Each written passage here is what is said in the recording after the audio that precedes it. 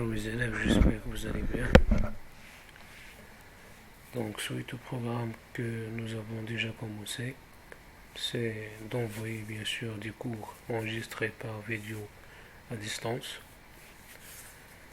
La dernière fois, mes chers élèves, on a vu le chapitre de circuit électrique simple et le conducteur et les isolants. Donc, dans cette vidéo, on va voir une autre leçon. Il s'agit bien sûr de le chapitre numéro 3. Mais avant de commencer la leçon, je vais faire un petit rappel sur le dernier chapitre. C'est le circuit électrique simple. La dernière fois, on a vu le circuit électrique simple. On a dit que ce circuit est constitué de 4 éléments électriques indispensables. Bien sûr, le générateur, l'interrupteur, le récepteur et l'effet de connexion. On a vu aussi la définition d'un dipôle électrique. Pourquoi on a dit qu'un élément électrique s'appelle dipôle? Parce qu'il possède deux bornes, soit identiques, soit différentes. S'il s'agit d'un dipôle qui possède deux bornes identiques, on dit que c'est un récepteur électrique. Si les deux bornes de ce dipôle différentes, alors qu'il s'agit d'un générateur. Parce que le générateur, comme la pile, la batterie ou bien un générateur de courant, une pile plate, etc., ce sont des générateurs qui possèdent deux pôles différents, c'est-à-dire deux bandes différentes. On a vu aussi la représentation symbolique de chaque dipôle. On a vu aussi comment schématiser un circuit électrique simple en utilisant les symboles normalisés. On a vu aussi les conducteurs et les isolants. On a dit que un conducteur électrique, c'est un objet ou bien c'est un matériau qui laisse passer le courant électrique. Par contre, un isolant électrique, c'est un objet qui ne laisse pas passer l'électricité. Exemple d'un objet conducteur d'électricité, le fer. Le fer, c'est un conducteur électrique. Exemple d'un matériau isolant de l'électricité comme le plastique. On a vu aussi la lampe. La lampe, c'est un dipôle électrique qui possède deux bornes identiques. Les bornes de la lampe, bien sûr, sont le plot central et le culot. On a vu la chaîne conductrice dans une lampe, c'est-à-dire le courant électrique commence ou bien entre du plot central, traverse la première tige métallique, va traverser le filament, et après traverse la deuxième tige et enfin elle arrive au culot, ou bien vice versa. Maintenant, mes chers élèves, on passe au chapitre suivant.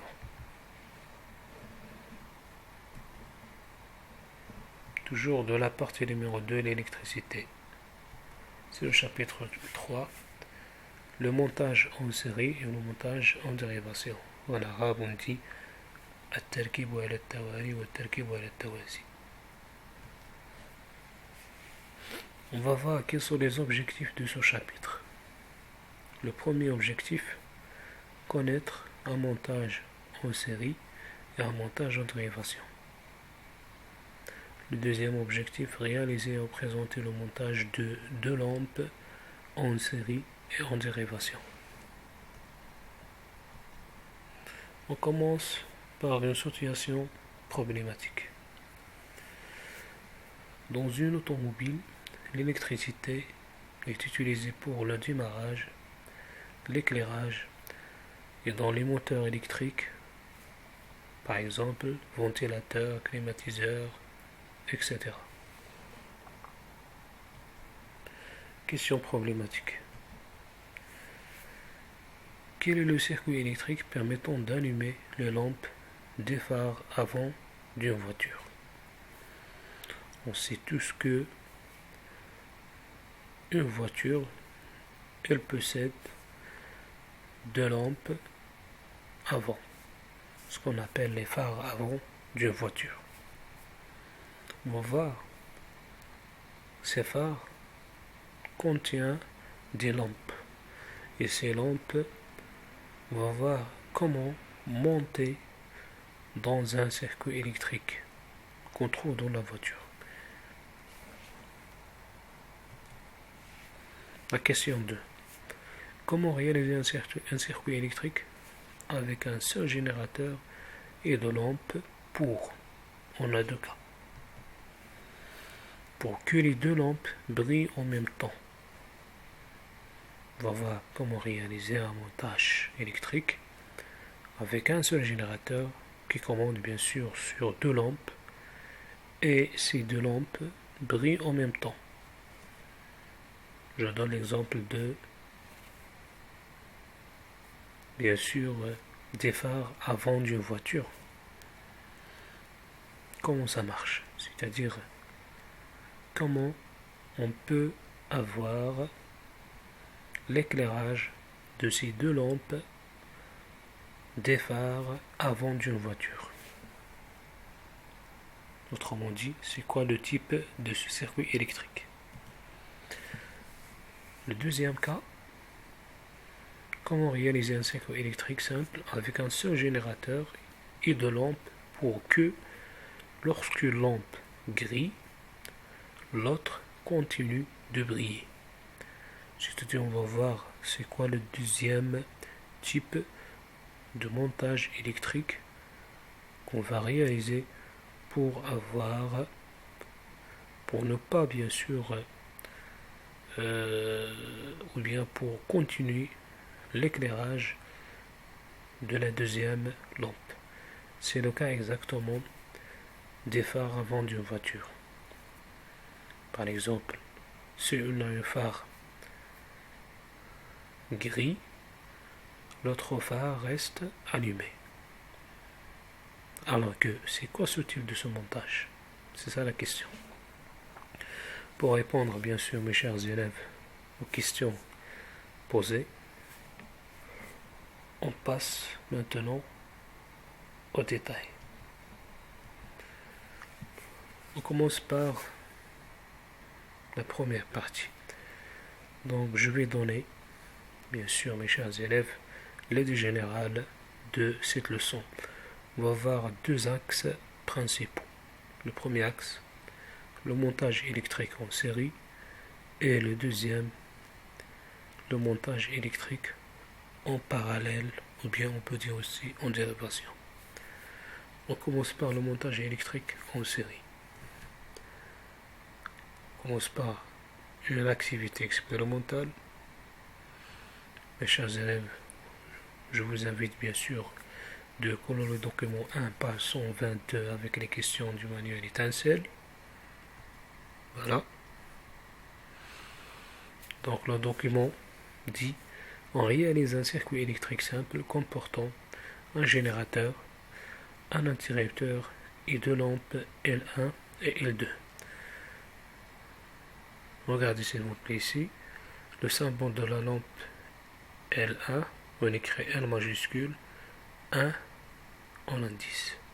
La même chose ici, le symbole de la lampe L2, L majuscule et 2 en indice, c'est-à-dire à droite. Branchez l'une à la suite de l'autre. Voilà l'expérience que vous avez dans le document 1. C'est l'expérience au A.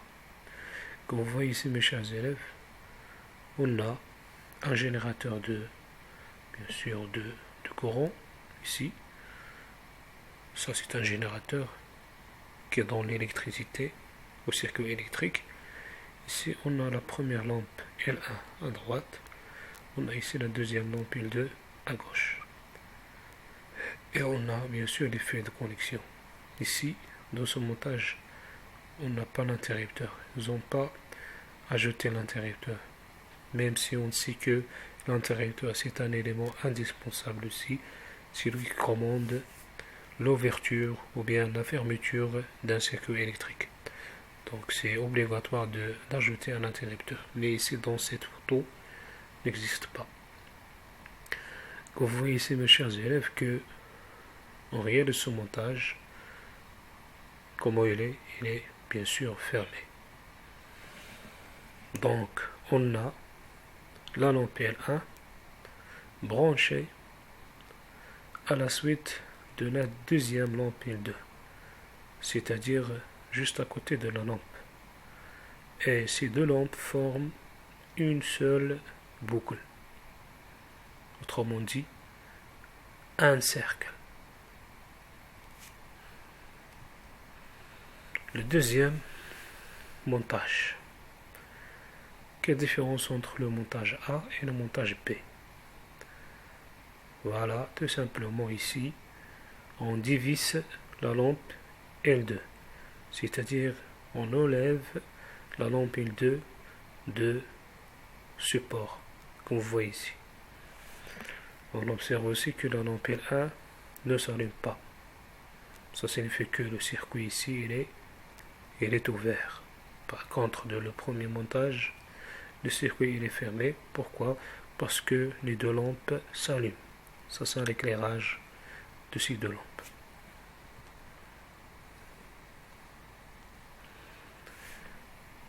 Alors, on répond maintenant aux questions posées dans ce document. La première question, il faut représenter dans le cadre ci-contre le schéma normalisé du circuit A. Voilà la représentation. Je reviens.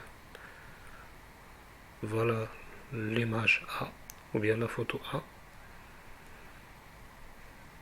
Alors, la représentation symbolique par le schéma, c'est ça.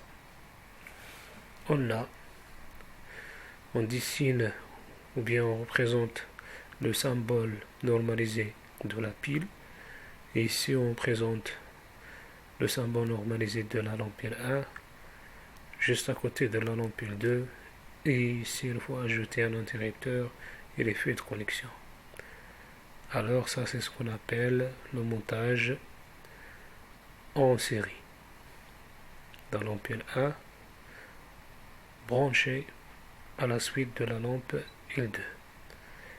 Ces deux lampes forment une seule boucle. La deuxième question. Combien de boucles peut-on identifier dans ce circuit indiquez-les sur le schéma. Dans la réalité, on a une seule boucle. C'est ça la boucle. C'est ça la boucle. C'est-à-dire lorsqu'on observe que la lampe L1 et L2 et l'interrupteur forment un cercle avec le générateur, ou bien autrement dit, se trouvent dans la même branche, c'est-à-dire la branche qui contient le générateur, on dit que ça c'est un circuit électrique qui a une seule boucle. C'est ça la boucle. La boucle elle est fermée. Pourquoi? Parce que les deux lampes sont allumées. La réponse. Dans le circuit A, on peut identifier une seule boucle. Il faut la surligner à l'aide d'un crayon de couleur verte. C'est-à-dire il faut dessiner bien sûr la boucle en utilisant une couleur verte. À vous de faire ça à la maison, Inch'Allah. La deuxième question. Excusez-moi, la troisième maintenant. Expliquez par une phrase simple l'affirmation. Les deux lampes sont montées en série. C'est-à-dire la lampe L1 et la lampe L2. Les lampes, la signification de les deux lampes sont montées en série, c'est-à-dire les lampes sont branchées l'une à la suite de l'autre. C'est ça le montage en série. Forme une seule boucle. Quatrième question. Expliquez pourquoi de le montage de la photo B, la lampe L1 ne brille pas. Je reviens au montage B. Voilà, c'est ça l'expérience. Lorsqu'on divise la lampe L2, bien sûr la lampe L1 ne s'allume pas, c'est-à-dire ne brille pas. Pourquoi? Parce que le circuit il est ouvert. Ici le courant ne traverse pas le support de la lampe L2.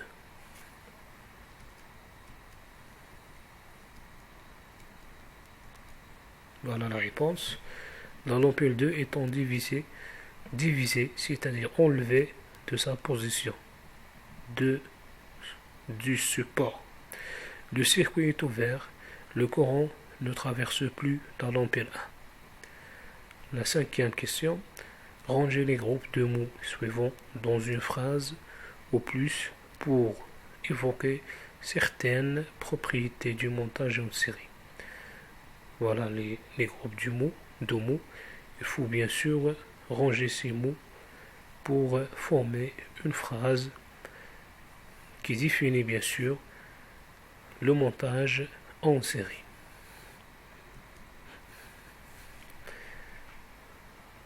Dans un montage en série, les dipôles sont branchés les uns à la suite des autres.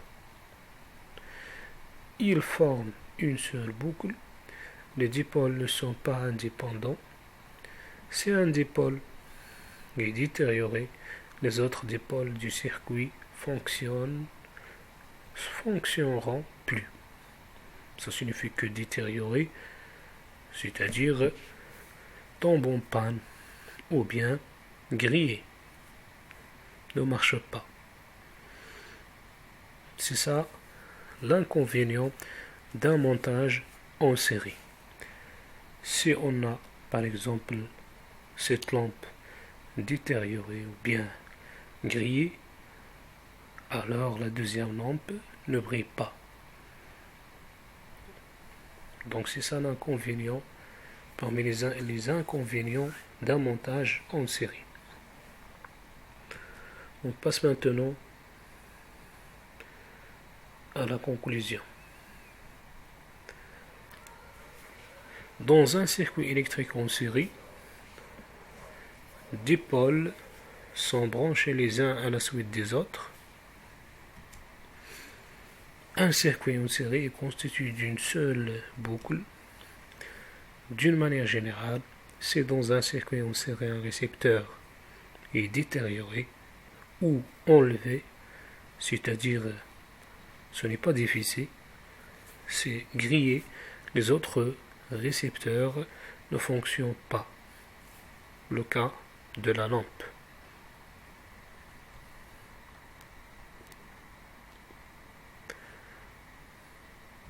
Exemple. Le fonctionnement de dipôles associés en série dépend de leur nombre mais pas de leur position. Pourquoi? Regardez bien cet exemple. Ici, on a deux montages. On a dans le montage A deux lampes L1 et L2 montées en série et forment une seule boucle avec le générateur. C'est ça ce qu'on appelle un montage en série. Par contre, dans le deuxième montage, on a trois lampes L1, L2, L3 montées aussi en série avec le générateur pour former une seule boucle. La signification de la phrase, le fonctionnement de dipôles associés en série dépend de leur nombre, mais en série dépend de leur nombre, mais pas de leur position. Ça signifie quoi cette phrase? Tout simplement, lorsqu'on rajoute la lampe L3 dans le montage B, en série avec les lampes L1 et L2, l'éclat de ces dernières diminue. Alors, ici, l'éclairage de ces trois lampes diminue. Par contre, l'éclairage ici augmente un peu. D'accord? Ça signifie que l'intensité de le montage 1 elle est supérieure à l'intensité de le montage 2. D'accord? Donc c'est ça le principe d'un montage en série. Lorsqu'on a plusieurs récepteurs montés en série dans un montage, automatiquement l'éclat, je parle ici des lampes, de ces dernières diminue. Lorsque dans un montage en série, on a un peu de récepteurs, ou bien on a au moins deux lampes, ou bien une seule lampe, ça signifie que l'éclat augmente. Voilà. En général, plus on ajoute de lampes dans le circuit en série, plus celle-ci éclaire faiblement. C'est-à-dire l'éclairage ou bien l'éclat diminue. Le deuxième exemple, dans un circuit en série, si l'un des dipôles tombe en panne, c'est-à-dire ne marche pas, les autres ne fonctionnent plus. Pourquoi? Tout simplement car le circuit est ouvert. La lampe grille ouvre le circuit et le courant électrique ne peut plus circuler. Voilà l'image qui représente ça. Donc, on a le générateur ici, la lampe, la deuxième lampe, ici la première lampe. La lampe grillée, alors le circuit qu'on vous voit ici, il est ouvert. Puisque le circuit est ouvert, la deuxième lampe ne brille pas. On passe maintenant au deuxième axe. Il s'agit ici de montage électrique en dérivation. On peut dire aussi, mes chers élèves, montage électrique en parallèle. On va voir c'est quoi la différence entre le premier montage en série et la deuxième. Regardez bien. On commence par une activité expérimentale. Il faut coller le document 1 page 124 avec les questions du manuel étincelle. C'est ça l'expérience. On réalise un circuit électrique simple constitué d'un générateur, l'interrupteur et une lampe. C'est-à-dire un circuit simple. On a déjà vu ça dans le chapitre 2. Comment réaliser un montage d'un circuit électrique simple. Il suffit d'avoir bien sûr une pile, un interrupteur, une lampe et les fils de connexion et on réalise le montage. C'est ça le montage électrique. Voilà. Et c'est ça la représentation schématique, bien le schéma normalisé de ce montage qui contient un générateur, un interrupteur et une lampe et les fils de connexion. C'est ce qu'on appelle un circuit électrique simple. Maintenant, dans la deuxième expérience, qu'est-ce qu'on va faire? On ajoute au circuit une deuxième lampe L2, identique à L1. Voilà. C'est ça l'expérience que vous avez dans le document A1 de la page 124. Tout simplement, on prend une autre lampe qu'on voit ici en parallèle avec la première. C'est ça la représentation schématique. Ici, on a le générateur. Juste à côté d'un générateur, on a l'interrupteur, il est fermé. Et après, on branche au bord de ce générateur la lampe L1. Et au bord de la lampe L1, on branche une deuxième lampe.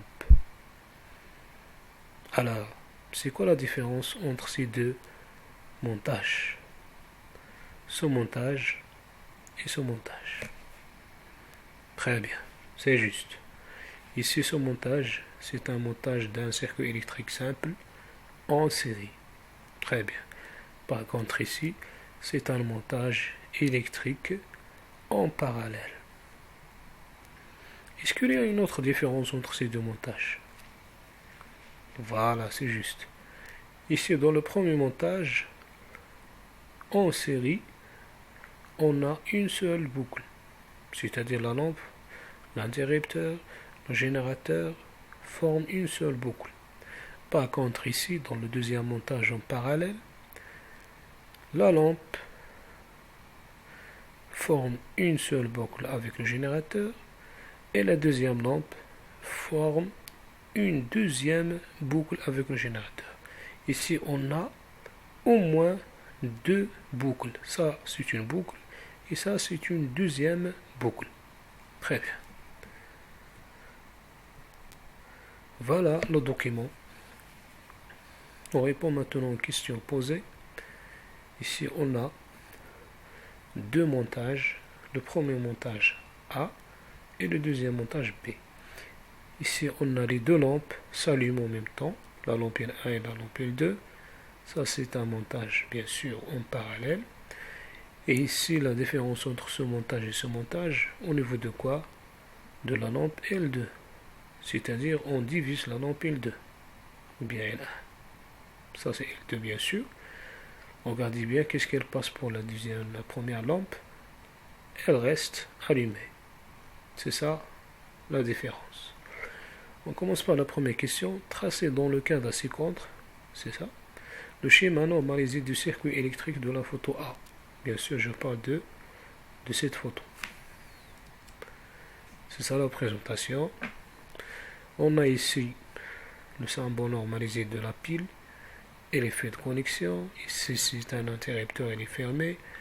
La première lampe branchée aux bornes de, bien sûr, du générateur et de l'interrupteur.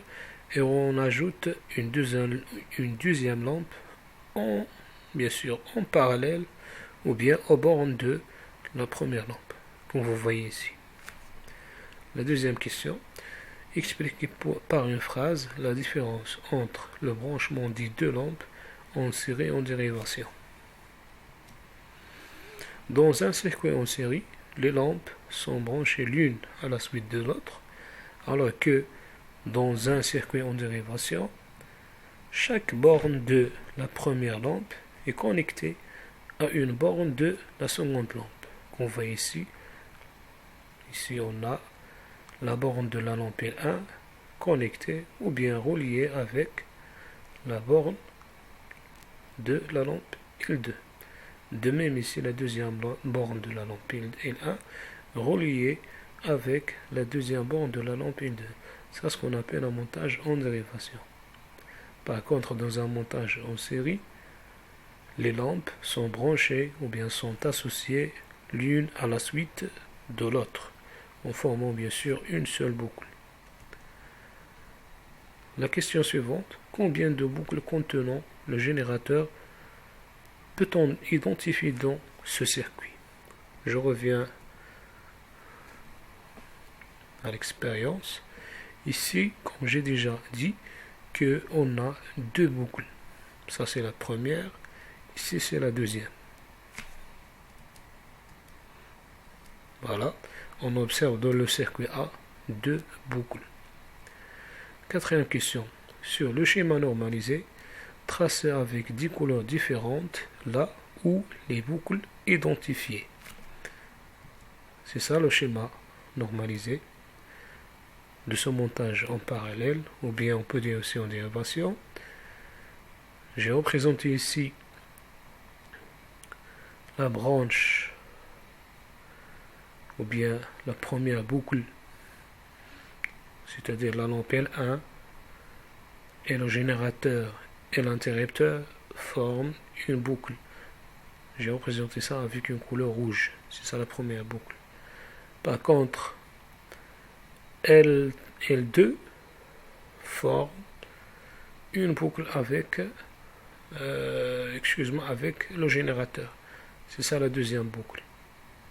Voilà, j'ai représenté ça avec la couleur verte.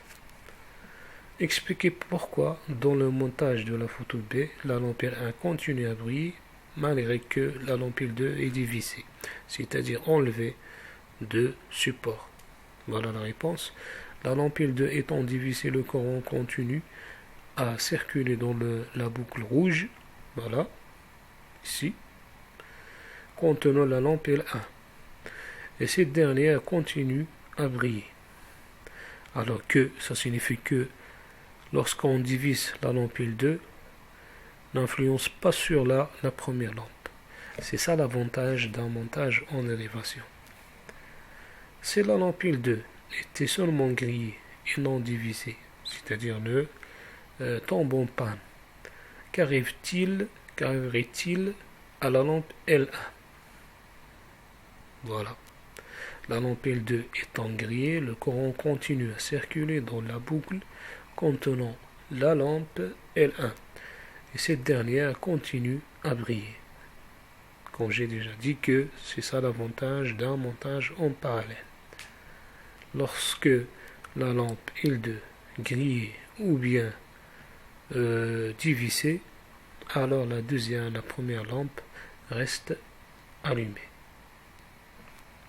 La dernière question, les lampes des deux ou bien des feux d'une voiture sont-elles branchées en série ou bien en dérivation? Justifiez votre réponse. Bien sûr, on observe que lorsque une lampe parmi les feux d'une voiture bien sûr divisée ou bien grillée, les autres lampes de la même voiture restent allumées. Ça signifie que le montage, c'est un montage en parallèle. Toujours l'installation ou bien le circuit électrique de la voiture, bien sûr des lampes ou bien de tous les appareils électriques qu'on trouve dans une voiture, c'est une installation en parallèle. Les feux de la voiture sont montés en dérivation car lorsqu'une lampe est grillée ou bien divisée, l'autre continue à briller. On passe maintenant à la conclusion. 10 dipôles en dérivation sont branchés aux bornes les uns des autres. Dans un montage en parallèle, ou bien on peut dire aussi en dérivation, chaque dipôle, c'est-à-dire est relié directement aux bornes du générateur. Les dipôles comme les lampes, les moteurs électriques, les résistances, etc. Un montage en dérivation comporte plusieurs boucles, au moins 2 boucles. Si, par exemple, j'observe dans un montage électrique au moins 2 boucles, ça signifie que ça c'est un montage en dérivation. Si j'observe une seule boucle, alors ce montage c'est un montage en série. Exemple, dans ce circuit qu'on voit ici, les 2 lampes sont branchées en dérivation. On a vu ça. Ce montage comporte 3 branches.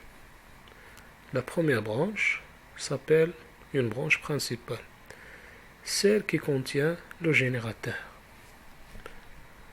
Deuxième branche, 2 branches dérivées, ou bien on peut dire aussi secondaire, celle qui contient les 2 lampes, ici. Ça c'est la branche secondaire ou bien dérivée, et c'est la deuxième branche dérivée. Par contre, la branche qui contient le générateur, qu'on voit ici, c'est une branche qui s'appelle principale. Voilà le schéma. J'ai expliqué, j'ai dessiné bien les branches qu'on trouve dans un montage en dérivation. Je vais présenter la branche principale avec une couleur rouge, comme vous voyez ici. Celle qui contient le générateur, c'est ça la branche principale. D'accord? Par contre, les 2 branches qui restent, la branche bleue et la branche verte, ce sont 2 branches dérivées ou bien ce sont 2 branches secondaires. Voilà. Comme vous voyez ici, on observe que ne contient pas, dans cette branche dérivée, ne contient pas le générateur. C'est la même chose pour cette branche dérivée. Ne contient pas le générateur. Et ça, ce point d'intersection de 3 fils de connexion qu'on voit ici, ça c'est un fil qui vient de la borne positive de la pile, et ça c'est un autre fil qui vient de la borne de la lampe 1, et ça c'est un autre fil vert, c'est un autre fil vert qui vient de la borne de la lampe 2. Donc c'est l'intersection de 3 fils, s'appelle un nœud. On va voir ça dans le chapitre suivant, Inch'Allah. Exemple 2. Le fonctionnement de dipôles associés en dérivation ne dépend pas de leur lampe. Comment ça ne dépend pas de leur lampe? C'est-à-dire, lorsque une lampe divisée ou bien grillée, la deuxième lampe ou bien l'autre lampe reste allumée. C'est ça l'avantage. Exemple suivant. Dans un circuit comportant 10 dipôles associés en dérivation, si l'un des dipôles tombe en panne, ou bien si on le divise, les autres continuent de fonctionner car il existe toujours une boucle fermée pour les autres dipôles. Tout simplement. Une lampe divisée, la première ou bien l'autre lampe reste allumée parce que forme toujours une boucle fermée avec le générateur, c'est-à-dire avec la source électrique qui donne l'électricité. L'exemple suivant. Si une lampe grille, le courant électrique peut toujours circuler dans les autres branches, tout simplement. Voilà. Je donne l'exemple toujours d'un montage en parallèle. On divise cette lampe et cette lampe reste allumée. Pourquoi? Parce que, comme vous voyez ici, j'ai représenté avec des flèches rouges le courant électrique qui circule dans le circuit. Parce qu'on observe ou bien on obtient un circuit fermé. Voilà. C'est-à-dire autrement dit que la lampe 2 forme une boucle fermée avec le générateur. Même si on divise la lampe 1. C'est ça l'avantage d'un montage en dérivation. L'exemple suivant. Dans un circuit en dérivation, chaque dipôle en dérivation fonctionne indépendamment des autres. C'est ça exactement. N'influence pas cette lampe sur la lampe 2. Même s'il est divisé, même s'il tombe en panne. C'est-à-dire la lampe 2 reste allumée. Remarque. Dans une installation domestique, c'est-à-dire à la maison, tous les appareils électriques, comme les téléviseurs, les radios, comme les climatiseurs, etc., les lampes qu'on trouve à la maison aussi, sont montées, c'est-à-dire sont associées ou bien sont branchées en dérivation, c'est-à-dire en parallèle. Elles peuvent ainsi fonctionner indépendamment les uns des autres. Je donne l'exemple, la salle d'une classe, par exemple. On trouve 5 lampes ou bien 6 lampes. D'accord? Si une lampe divisée ou bien grillée, les autres lampes restent allumées.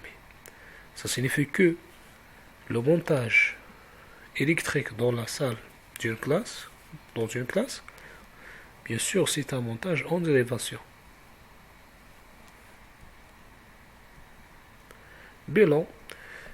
Donc, on a vu la définition d'un circuit électrique en série. On a dit que les dipôles sont associés les uns à la suite des autres et ne forment qu'une seule boucle. C'est ça le circuit en série. La place du dipôle n'a pas d'importance. Si l'une des lampes est divisée ou bien grillée, les autres sont éteintes car le circuit est ouvert. C'est ça le montage. On a la lampe 1, l'interrupteur, la lampe 2, le générateur forment une seule boucle. Donc ça c'est un montage en série. Le schéma qui représente le montage en série, c'est ça exactement. On a ces éléments électriques forment une seule boucle, avec les générateurs électriques bien sûr. On a vu aussi le montage en dérivation. Les dipôles sont tous liés directement au borne du générateur. Chaque dipôle a sa propre boucle.